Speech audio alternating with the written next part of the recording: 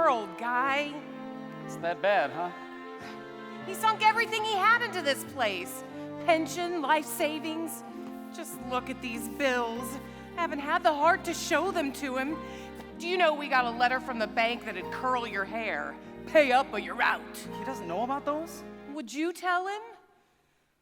When the war was over, there were jobs galore for the G.I. Josephs who were in the war. But for generals, things were not so grand. And it's not so hard to understand.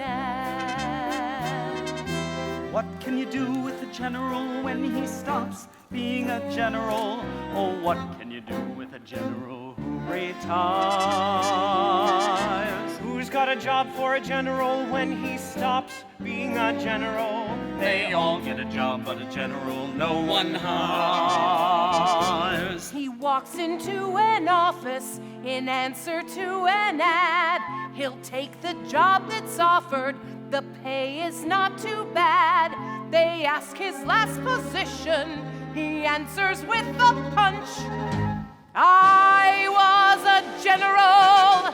And they ask him out to lunch. And he has to meet the mob. But he doesn't get the job. Nobody thinks of assigning him when they've stopped whining and dining him. It seems this country never has enjoyed so many 1 and 2 And 3 and 4-star generals unemployed. Listen, Phil, the old man needs some customers. We could work up a few.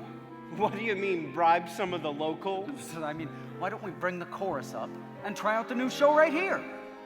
You know, if you had better legs and some personality, I'd marry ya! Gee, a Wallace and Davis review would really pack the place. Hey, we would have to ask the girls. We'd be horning it on their good. We heard the whole thing. It's a great idea. I think so too. Great. We can headline you two at the top of the second act. Have you got your charts for the band? Coming right up.